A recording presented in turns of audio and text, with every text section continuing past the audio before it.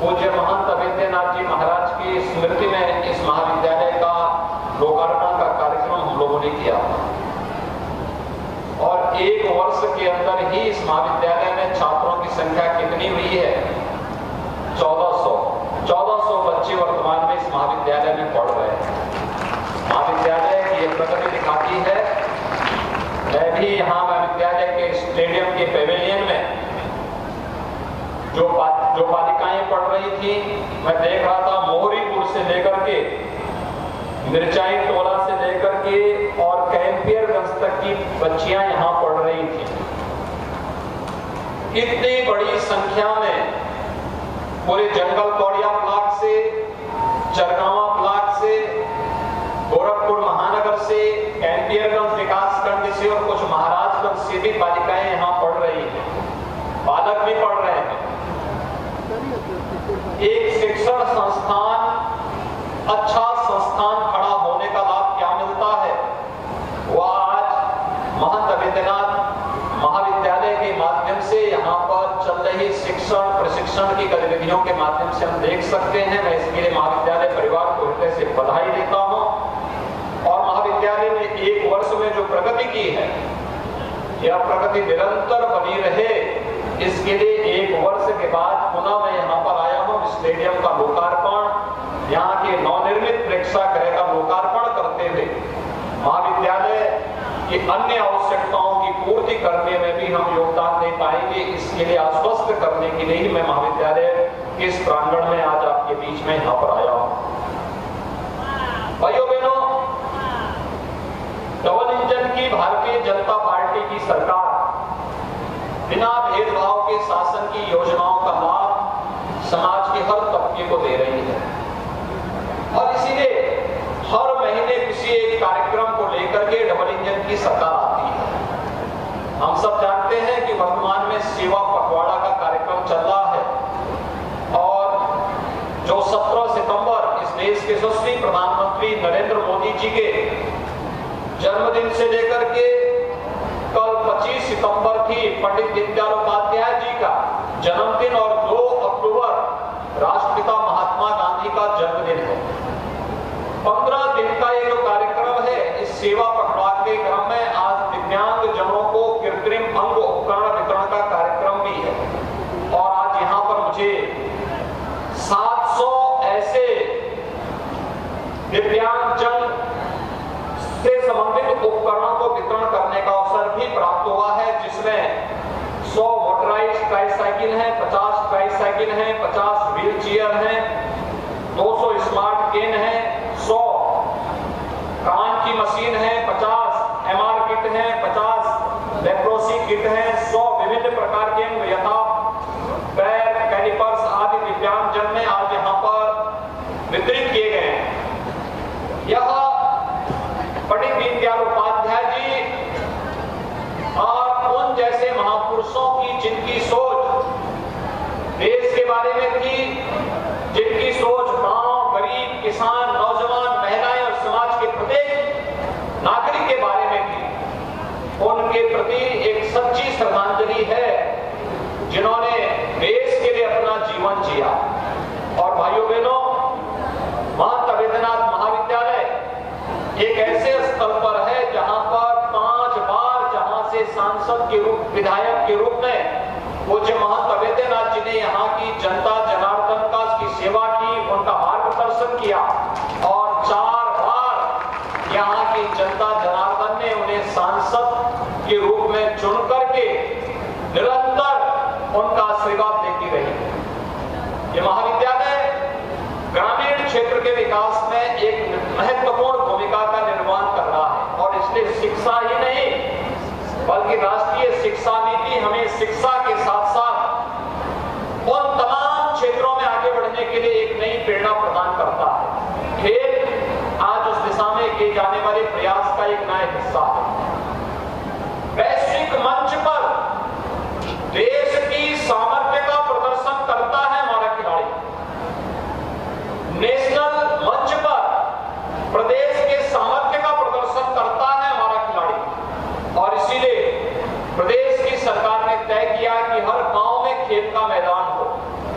विकास stadium का निर्माण हो, खेल कूद की सुविधाएं बढ़े, स्पोर्ट्स हॉस्टल बने, अच्छे कोचेज को हम उसके साथ जोड़ें और राज्य स्तर पर और राष्ट्रीय स्तर पर प्रधानमंत्री जी की भावनाओं के अनुरूप नए भारत के नए उत्तर प्रदेश के निर्माण में खिलाड़ियों के योगदान को भी हम इसके साथ जोड़ सकें। इस कार्यक्रम को आज आगे बढ़ाने के लिए मैं स्वयं जंगल कोडिया के सरसुरपुर चकिया गांव में आपके बीच में आया हूं, जहां पर इस महाविद्यालय में शारदीय नवरात्रि की पहली तिथि आज जगतजननी मां भगवती की उपासना का क्रम शुरू होता है और मां दुर्गा के जो 9 रूपों की पूजा होती है, पहला रूप शैलपुत्री के रूप में जगतजननी मां भगवती की पूजा प्रत्येक सनातन हिंदू धर्मावलंबी करेगा।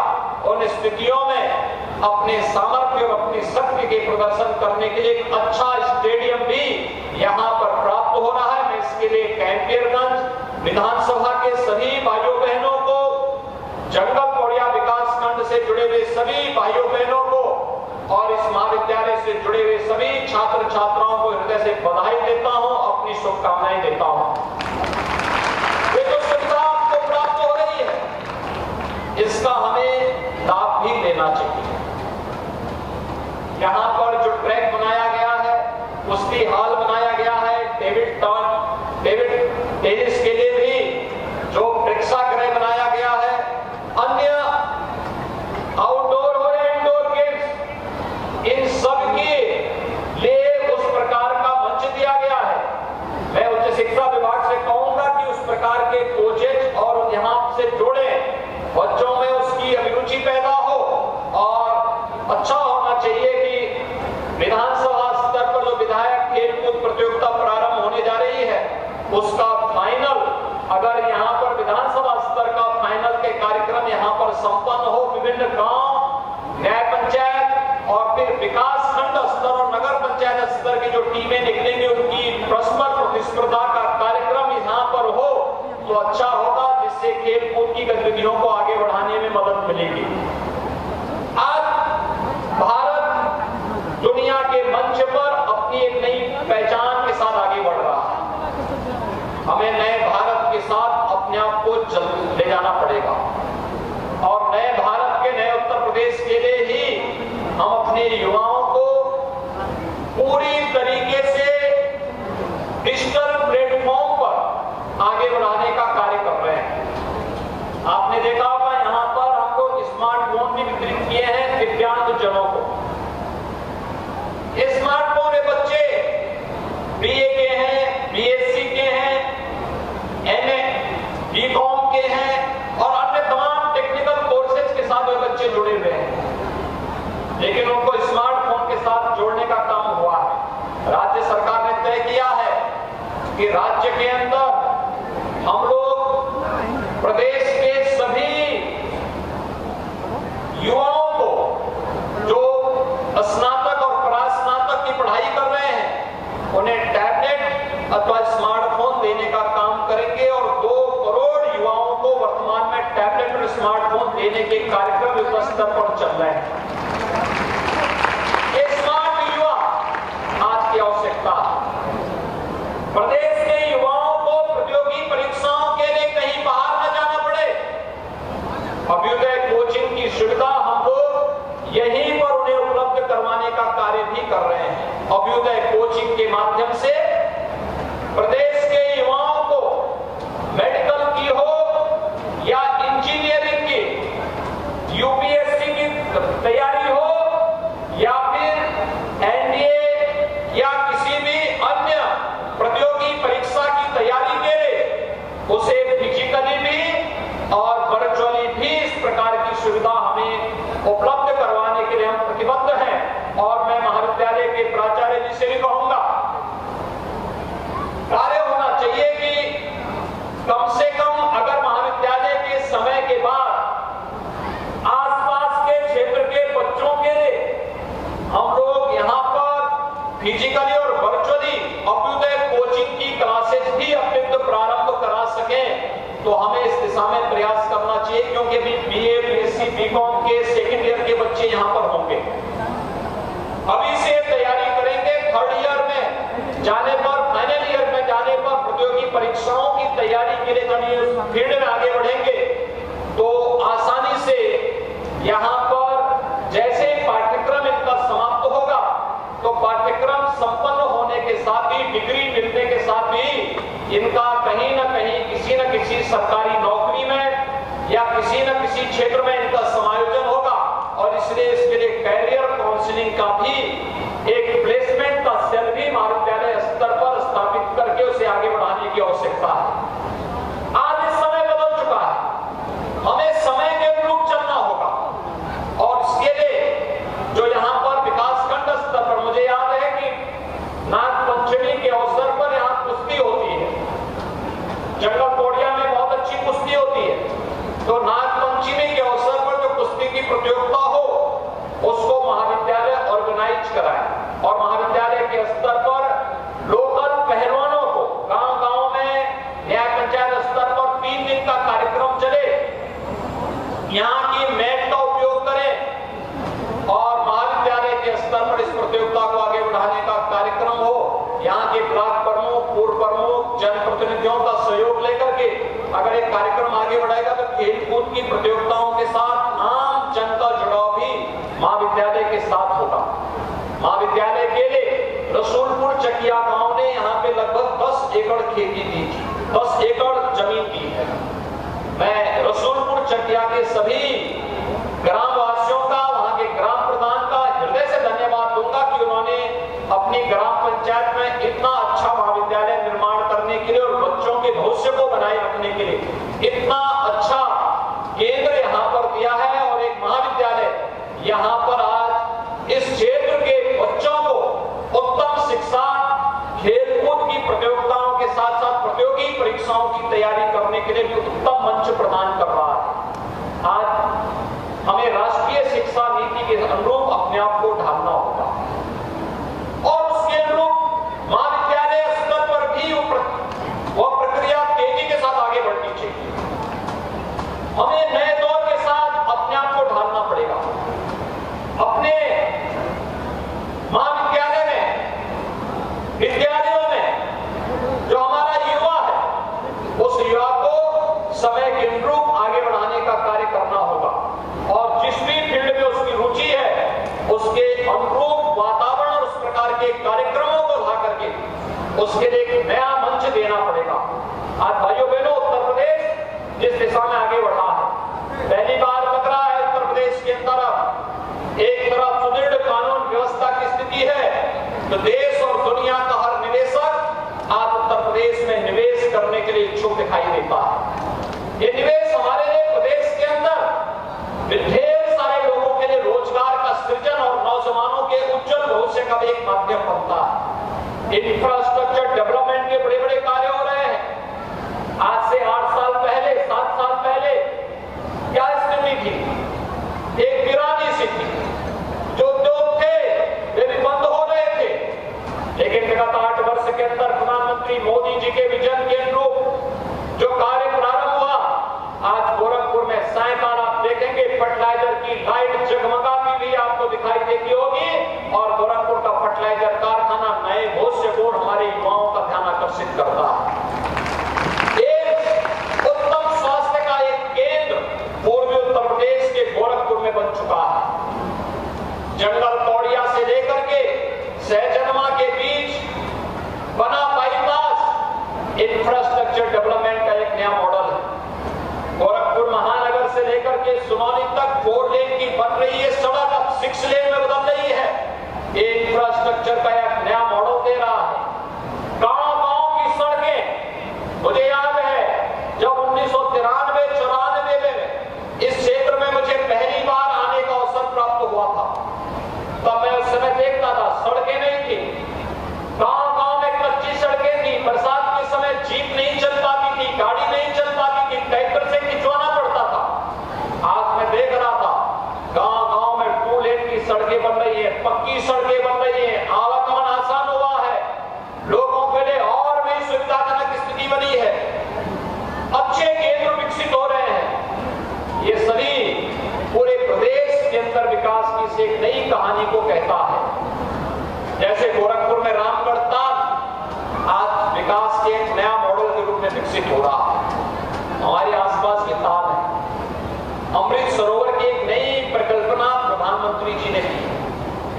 जिला पंचायत के माध्यम से, क्षेत्र पंचायत के माध्यम से, ग्राम पंचायत के माध्यम से, मनरेगा के अतिरिक्त धनराशि लेकर के, अन्य धनराशि को CSR से भी मांग करके हमें रामगढ़ ताल की तर्ज पर आपको इस क्षेत्र में इन तालाबों के विकास और जल संरक्षण के नए केंद्र के रूप में विकसित करना होगा। ये तालाब बनेंगे तो जैसे रामगढ़ ताल में रवि किशन जी अपनी फिल्म की टीम को लेकर के वहां पे शूटिंग करवाते हैं, ऐसे ही फतेह बहादुर जी भी और ब्रजेश यादव भी यहाँ पर फिल्म की टीम लेकर के स्वयं शूटिंग करते हुए दिखाई देंगे और हम लोगों को भी इस कार्यक्रम के साथ जुड़ना होगा। कला का सम्मान होना चाहिए, उसका प्रोत्साहन होना चाहिए। बहुत सारे कार्यकर्ता ग्रामीण क्षेत्र में अच्छा गाते हैं, मंच नहीं मिल पाता। रवि किशन तो मुंबई भाग गए होंगे, पिता ने पीटा होगा, पढ़ाई करने के लिए बोला होगा, पिटाई की होगी, मुंबई भाग गए और बाद में शूटिंग करते करते भोजपुरी के सुपरस्टार बन गए। देखिए, रिस्क लेने की जो आदत होती है तो व्यक्ति कुछ भी कर सकता है और उन्होंने इस क्षेत्र में रुचि थी। पढ़ाई में तो कम ही रुचि रही होगी और इसलिए फिल्मों में रुचि थी तो आज वह भोजपुरी के सुपरस्टार बन करके छा गए। भोजपुरी का मैं इसीलिए प्रारंभ में पूछा था आप लोगों से कि कितने लोगों ने भोजपुरी स्टार की फिल्म देखी है, और मुझे लगता है कि आप में से सभी लोगों ne उनकी फिल्म देखी है। फिल्म में कैसे लगते हैं? वो अच्छे लगते हैं, अच्छे लगते हैं।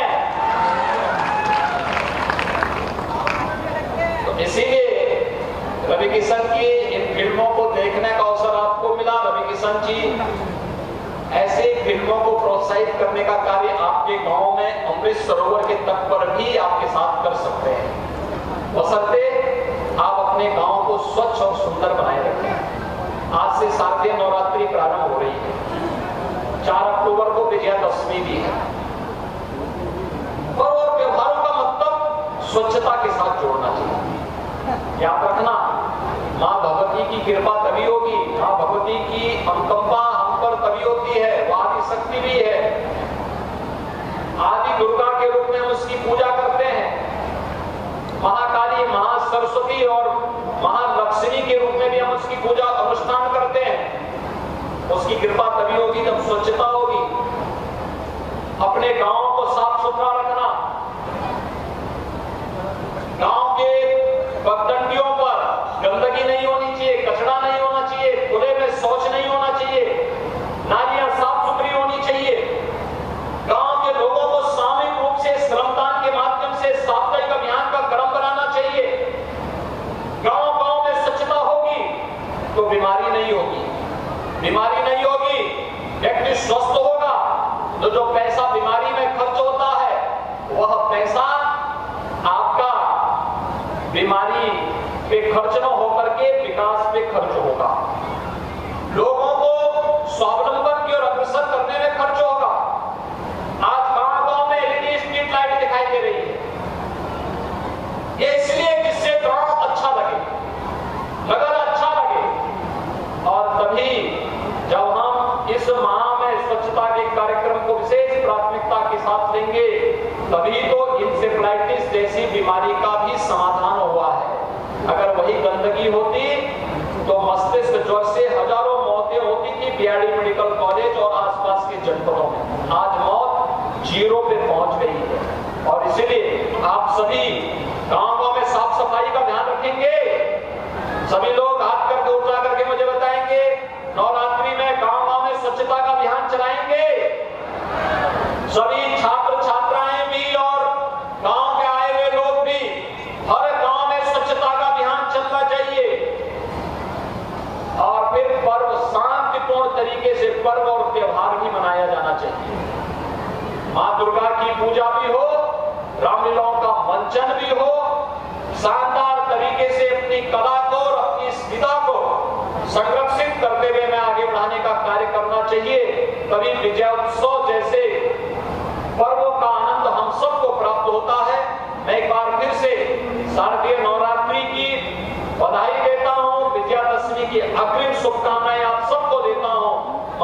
भक्ति से प्रभु श्री राम से ही प्रार्थना करता हूं कि आपको शक्ति दे, सन्मार्ग पर चलने की प्रेरणा प्रदान करे, आपके व्यक्तिगत जीवन में, पारिवारिक जीवन में मंगल ही मंगलमय हो। इस विश्वास के साथ एक बार फिर से महाविद्यालय के इस नवनिर्मित स्टेडियम और प्रेक्षागृह के लोकार्पण कार्यक्रम के अवसर पर महाविद्यालय समेत इस पूरे कैंपियरगंज विधानसभा क्षेत्र और गोरखपुर जनपद के ग्रामीण क्षेत्र का पहला स्टेडियम है। गोरखपुर ग्रामीण क्षेत्र के सभी नागरिकों को इससे बधाई देता हूं।